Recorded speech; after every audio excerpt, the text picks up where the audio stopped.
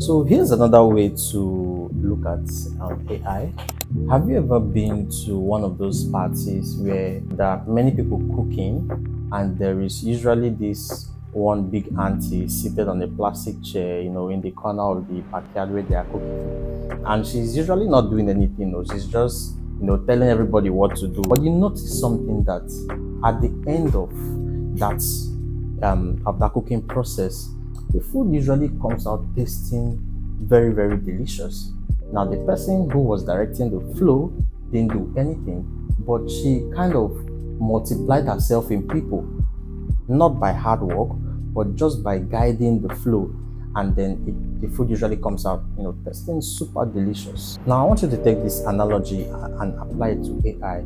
So, you are that woman, and AI is the people doing the work. Like that woman, you are multiplying yourself in people, but not necessarily by hard work per se. What this means is that for you to be able to use AI efficiently, you must be able to think creatively. You must be able to see the big picture, and then you coordinate the parts. Most people think that, oh, with the coming of AI, they don't really need to do much. But with the coming of AI, you need to stay at the edge of the game. You need to think creatively. You need to be able to, you have to train your brain to see the big picture, and then you let AI handle the various processes. So next time you want to use your AI, this is how I want you to think. AI is not the one leading you.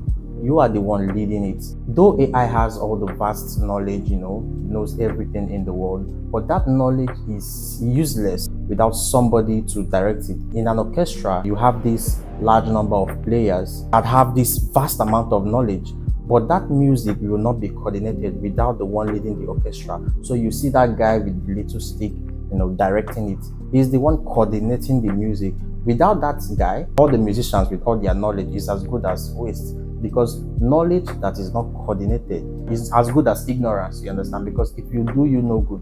That's why I'm usually not impressed when somebody says they know a lot, because knowing a lot does not mean that you are doing a lot. You can just know a lot, but if that knowledge is not really coordinated to a certain end, it will do you no good. So that is the same thing with AI. So when next you sit, to work with AI, I want you to look at yourself like the one directing the orchestra, like that woman in the story, like that woman that is, directing the flow of the cooking, but is not necessarily involved, but she is the one that, sees the big picture and pieces all the parts and puts it together. Apply this analogy and see how it changes the whole game. Like I always say, it always starts from the mind. If you change the way you look at the thing, automatically the thing changes. Until next time, I am Good Luck Emmanuel, and I break down AI and teach you how to use it in the most basic ways possible. Have a nice day.